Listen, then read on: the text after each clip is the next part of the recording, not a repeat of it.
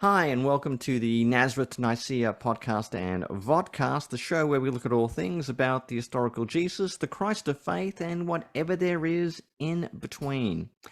I'm Mike Bird. I'm your, if you like, your tour guide in all things about the study of early Christology, or even late Christology, to be honest.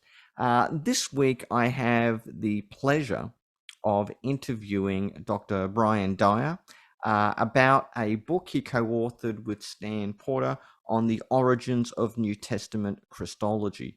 And, when I first looked at the table of contents of this book, I thought, well, this is just a book about Christological titles. It's a little bit, bit passe, very kind of, 1960s. But that was a deceptive impression. Once I got into the book, I really enjoyed it because they do exposit the Christological titles, but they show how they are fully embedded within the early church and how they're part of the Jewish and Greco-Roman influences on the Christological devotion of the first Christians and their articulation of who Jesus is. So this is a really good interview with Bryan, and we go into several really cool things. Jesus as God, the Son of Man title, Jesus as the last Adam, all that and more to follow in the interview. I hope you really enjoy it. Well, here I am with Dr. Bryan Dyer of Baker Academic. Now, you're the co-author with Stanley Porter, the great Stanley Porter, on the origins of New Testament Christology, an introduction to the traditions and titles applied to Jesus. First of all, Bryan, congrats on writing a very good book on New Testament Christology. Yeah, thanks, Mike. Coming from you, that means a lot. Do you have a favorite part of the book? Is there any part of the book that you really enjoyed, or you really learned stuff? Yeah, we co-authored it, and so the way we approached that is we divided the chapters in half, and each of us took the lead on one. So I'm particularly fond of the ones that I took the lead on. And one of those was the book on Jesus the prophet, which I think kind of as I was researching it ballooned quite a bit, and there was a lot there, and ended up having to cut it down a bit, and I kind of felt like that was one that maybe we could have done a lot more with, but really enjoyed the research on that one. Yeah, that's probably the one that stands out to me. It's early on in the book, I think. Yeah, it's definitely good. I think prophet is definitely a neglected category, and I think erroneously considered a low category. As if being Right. the eschatological prophet is, well, I mean, it's good, but it's no son of God, kind of thing like that. And yet, it's important because it adds to the overall dimension of the New Testament witness to Jesus. And if Jesus is prophet, priest, and king, that prophetic element remains very important. So, yeah, well, I mean, good on you Right, for and it bringing it to allowed the me to surface. right, and I got to do quite a bit on John the Baptist as well, which I didn't expect, but it seemed really important to kind of look at and look at that tradition. Um, and so, yeah, that could have been a whole chapter, kind of John the Baptist and kind of how kind of the role he plays in John and in other of the Gospels. And even though he straight up says, I'm not Elijah, I'm not the prophet, but really interesting how the Gospel writers kind of adapt this tradition with John the Baptist leading up to Jesus, who himself is also a prophetic figure. So that was really interesting as I was working on it. That's good. That's good. Well, I mean, this is a book where you're basically dealing with what are the main Christological claims made about Jesus in the New Testament. You're not just doing Paul, you're not just doing Gospels. You're looking at the complete suite of the New Testament, but you're also aware Right. that the New Testament tradition seems to be the New Testament texts are built on prior traditions. So, I mean, there's a reworking of previous materials. What are some of those previous materials? What are some of the main things that are providing the ingredients to the Christological formulations in the New Testament? Right. Yeah. So we tried to kind of build up this kind of the term tradition over title, even though there's quite a bit of overlap with the Christological titles in the New Testament. But we were trying to do kind of an introduction, if you are a student or a reader of the Bible and are unfamiliar with maybe kind of all the importance when Jesus refers to himself as Son of Man. We kind of had these students in mind, thinking about how could we introduce them to kind of the rich kind of history and theology of these traditions that the New Testament writers that kind of filled out kind of their world and that they pulled from as they were trying to articulate and express who Jesus is. So in the New Testament, we were trying to, in this book, we picked 11 different traditions or titles, and you can break them down. There's a lot of kind of different traditions from Jewish literature, Old Testament, Second Temple texts, but we also brought in quite a bit of kind of Greco-Roman culture and traditions and history, and some lend themselves more to others, but there's certainly ones, Son of God, Lord, some other ones that the Greco-Roman context is just as important, that the New Testament writers were also influenced by those traditions as they were then kind of adapting them. I don't always know what word to use, adapting but they were, pulling these traditions. They weren't just taking them one for one and applying them to Jesus, but they were taking these traditions as they were trying to articulate who Jesus is. And so we tried to pull from both kind of the Jewish background of the New Testament, the Greco-Roman background. So yeah, kind of those things that were there kind of within this kind of Hellenistic Second Temple Jewish context in which the New Testament emerged. And I think that's one of the strengths of the book, in that you don't have a bifurcated where you're focusing just on the Jewish background, the influence of the Psalms, because the New Testament, the authors, the readers are part of this broader Greco-Roman world, and you can't partition that. I mean, there is a little bit of a paranoia, I think, in some circles that, well, if you've got Greco-Roman influences, you may have pagan influences or something like that. Yet, I think the fact of the matter is, even the stuff in the Jewish context is still embedded in varying degrees within that Greco-Roman world.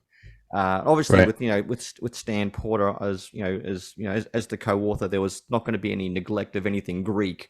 I'm going to be in that, and not just in linguistics, but also in Greco-Roman culture and backgrounds. That's kind of Stan's strong point.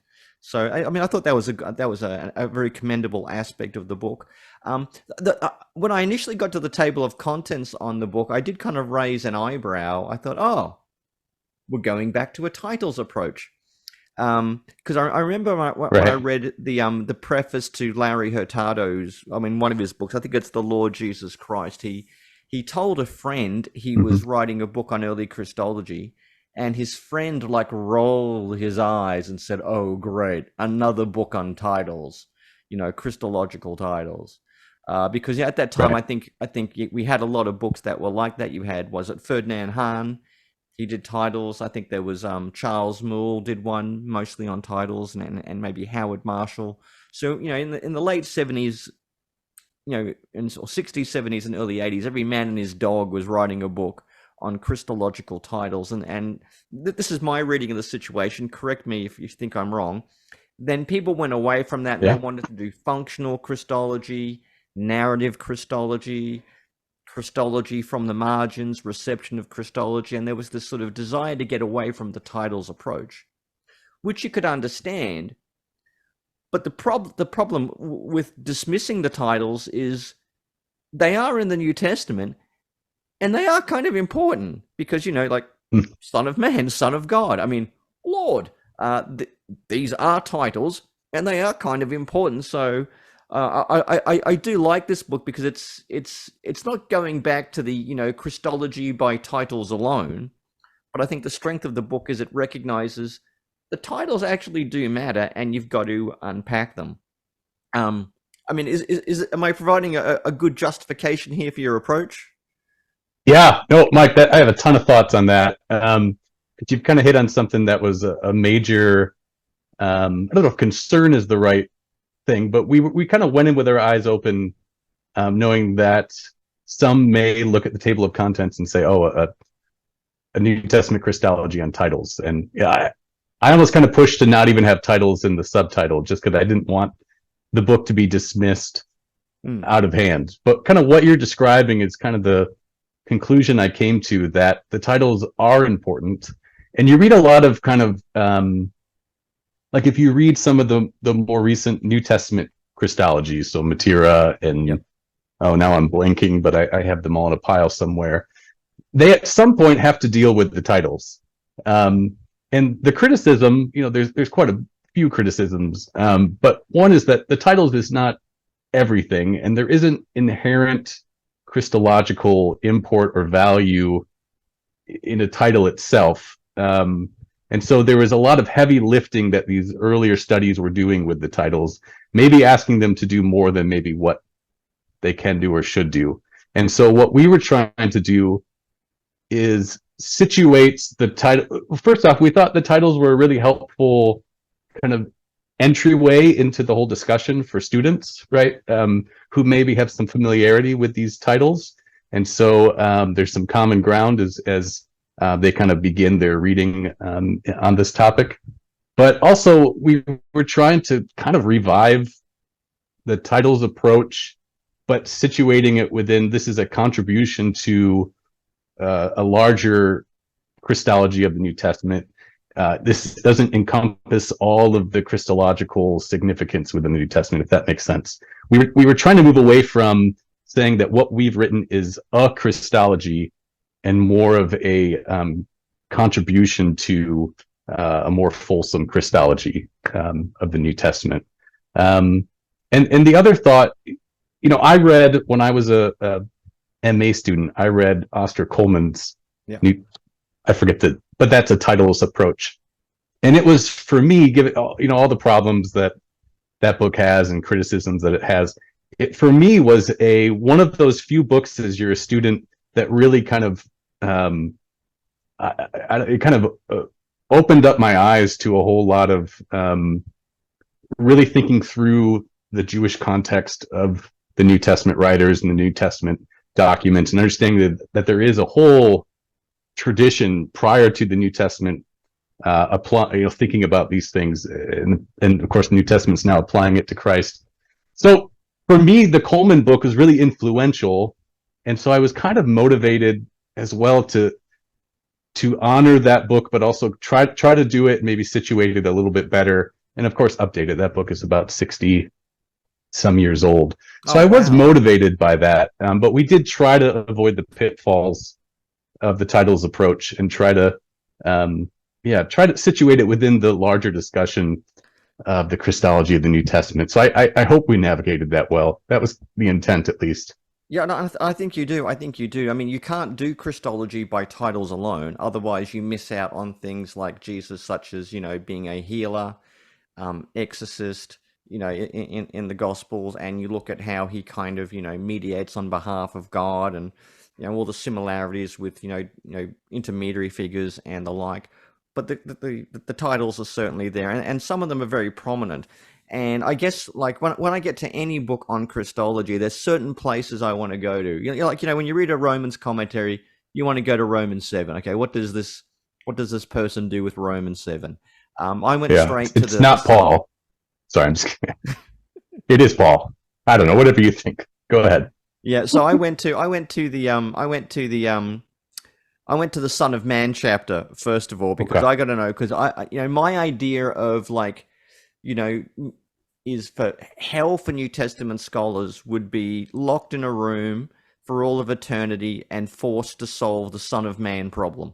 Hmm. That's kind of my idea, because Mhm. they're just so much. You've got I mean, I've done a prior video on this as part of the sort of Right.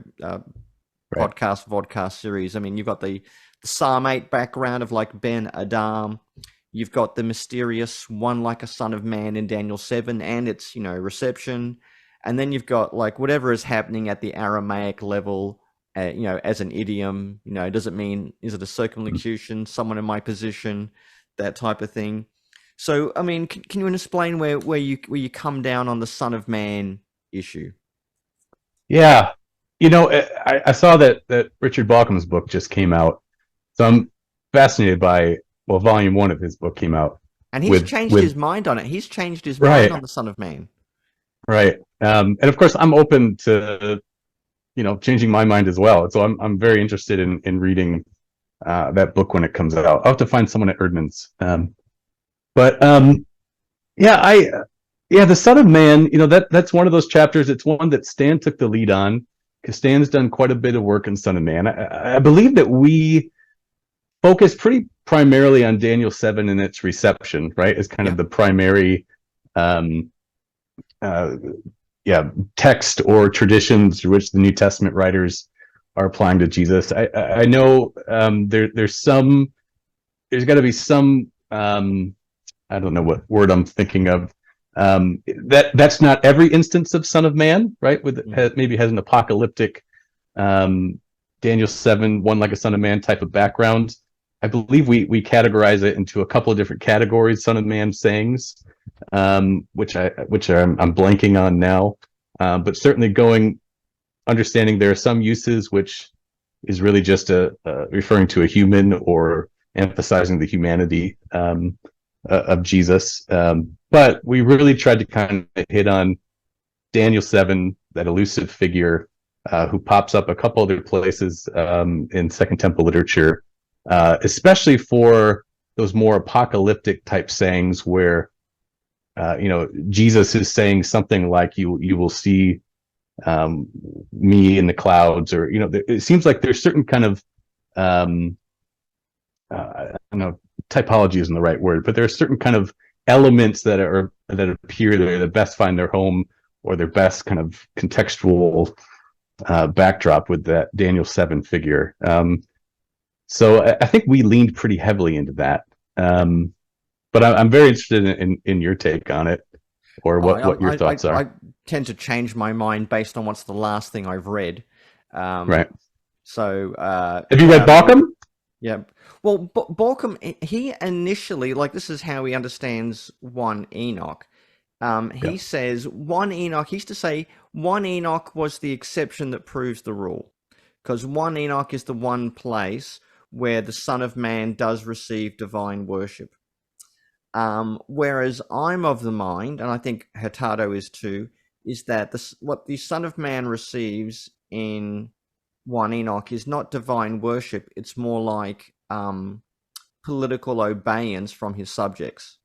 And what I think, and I think this is where Hurtado, and this is now where Balcom is that the Son of Man in 1 Enoch, it's a combination of Daniel 7 and the servant of Israel in Isaiah 49, because in Isaiah 49, then the nations, gather before and they bow down before the servant.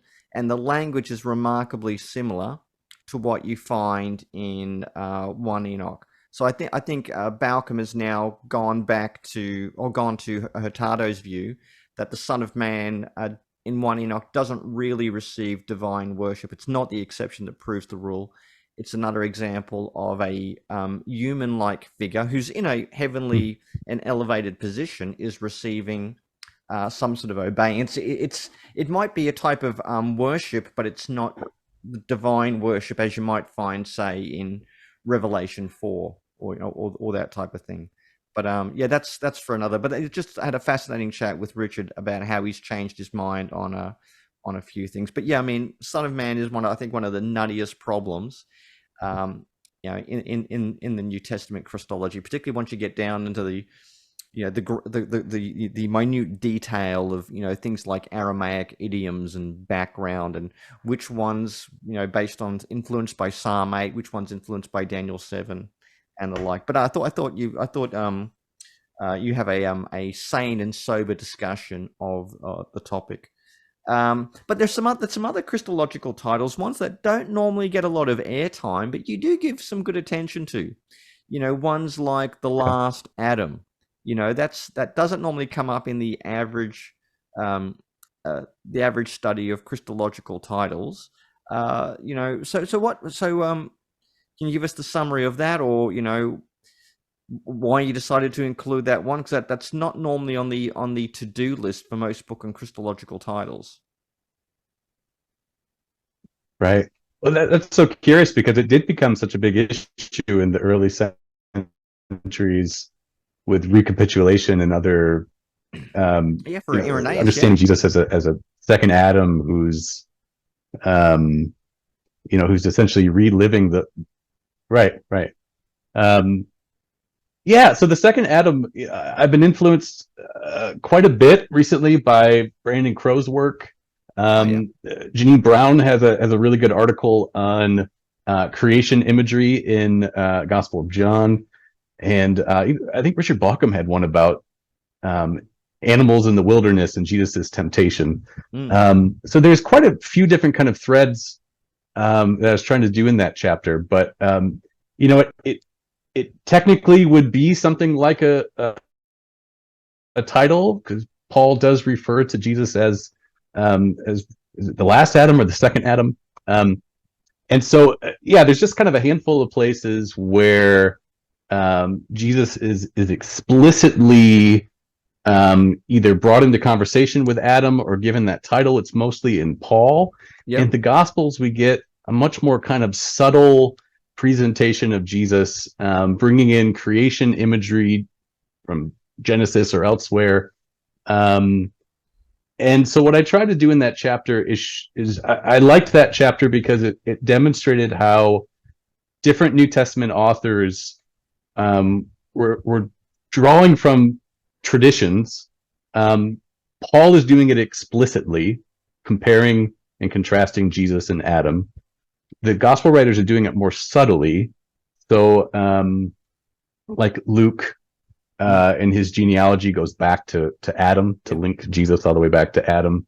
And in Luke, what's interesting is it goes from that genealogy immediately, unless I'm mistaken, into the temptation account, which brings in a lot of Adamic imagery there, where Jesus, like Adam, is going into this non-human space and interacting with non-human agents, angels, Satan, and being tempted, right? And where Adam failed, Jesus succeeded. And so was trying to demonstrate how subtly and explicitly the New Testament writers were pulling from this understanding of the first human or the first humans, and bringing that in conversation with Jesus, who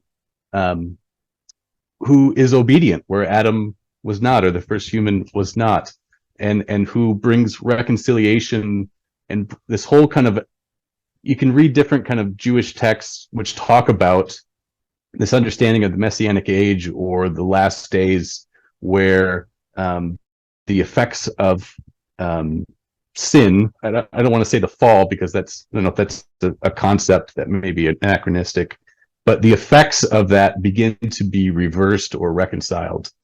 And so example of that, I think this is what Bauckham points out, is that there was this expectation that there would be peace and harmony between humans and animals, because that was disrupted at the garden.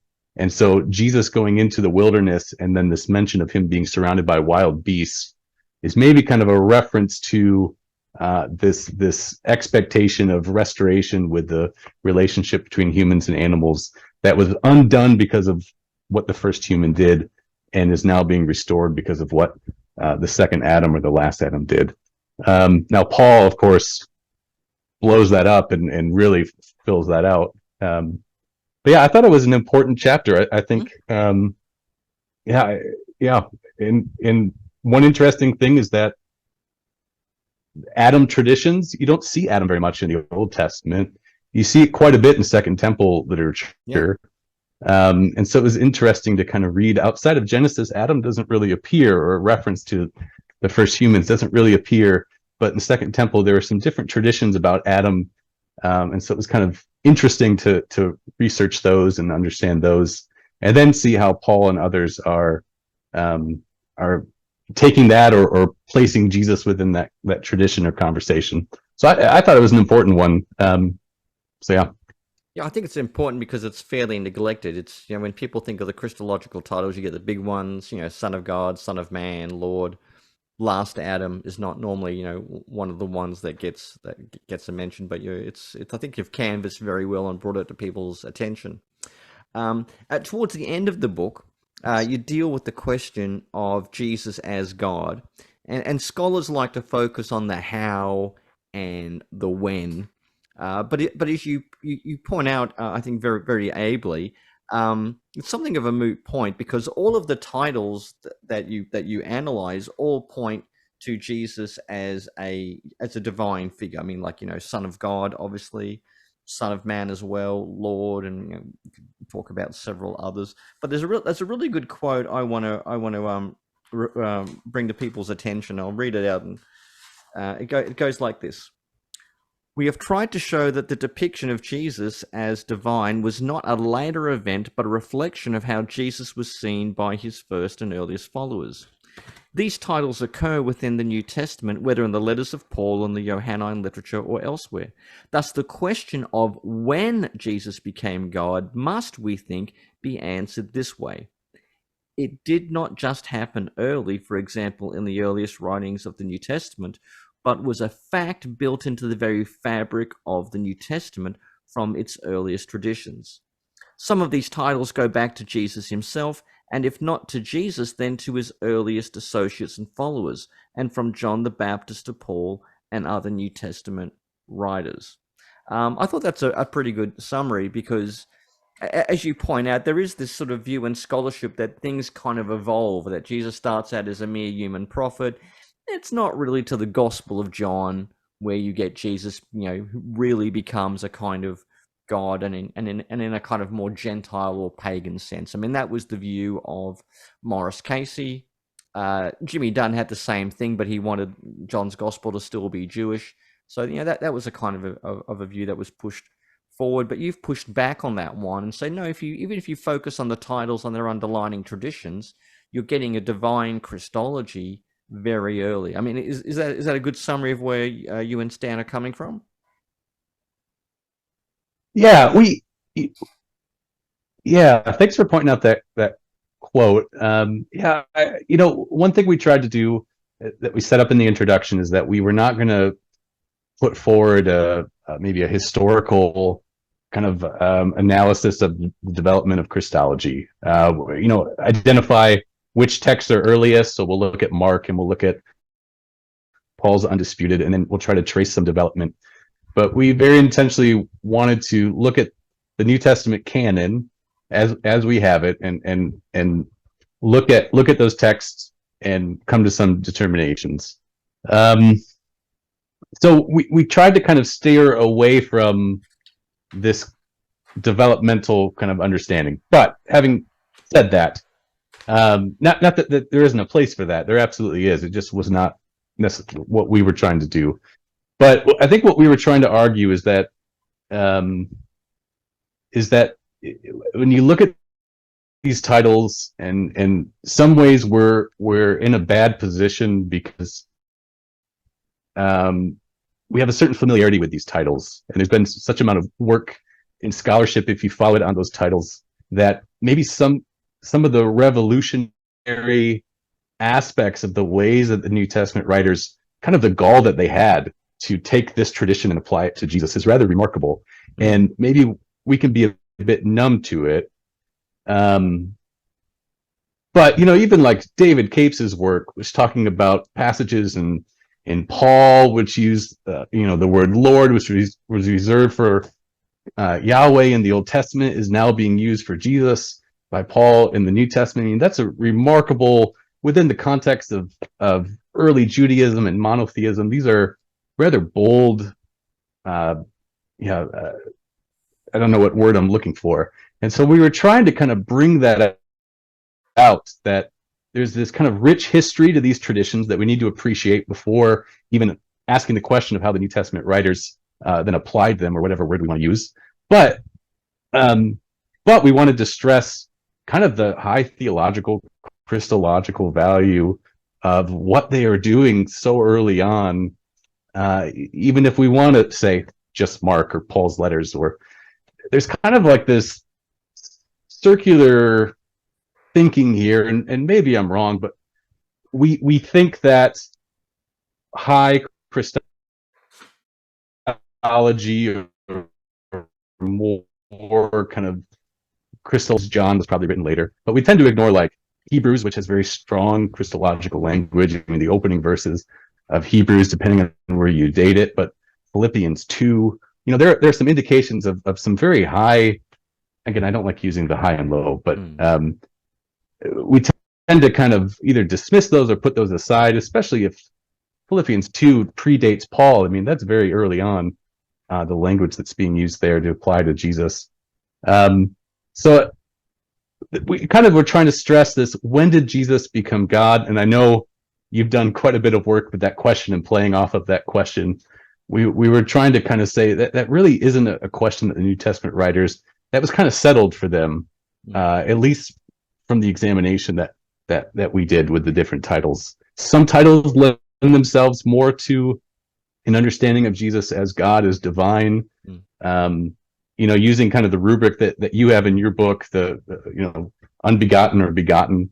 There are some that maybe lend themselves more towards Jesus as an exemplary human figure, but taken all together in the New Testament canon, it seems pretty clear that the divinity of Jesus was pretty settled. I'm sure there are different areas, there's different things, but at least there's pretty strong indications within the New Testament that they were approaching and understanding Jesus as a divine God figure or being, or whatever word we want to use. I've talked too much. No, I think that's it, right. Did that get at the quote?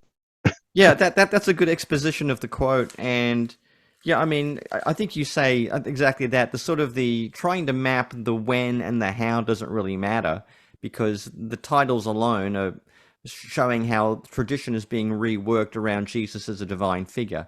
I guess the debate that's moved on now is Jesus was divine, but in what sense? Is he just somewhere along a spectrum of divinity? Right.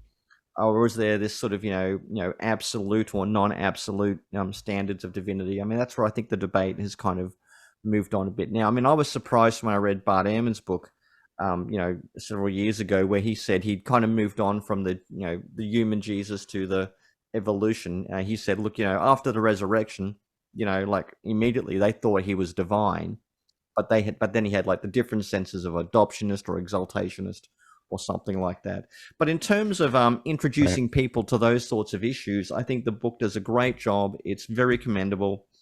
The book is called The Origins of New Testament Christology, an Introduction to the Traditions and Titles Applied to Jesus by Stanley Porter and Bryan Dyer. It's a great book. You can buy it from the Baker website or from Amazon.com or wherever good books are sold. Bryan, it's been a pleasure talking to you about this book. I hope it does well, and it's definitely one that will be useful for any introductory course on Christology or for general study of the New Testament. Bryan, thank you for talking to me, and thank you for your time. Well, there you go, friends. That was my interview with Dr. Bryan Dyer about the origins of early Christology, a book he's written with Dr. Stan Porter. You can probably buy that book at the Baker Academic website.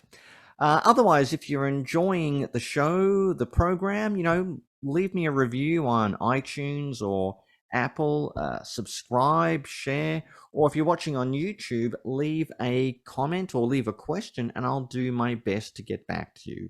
Until next time, take care, and I look forward to seeing you around the Nazareth Nicaea channel in the future.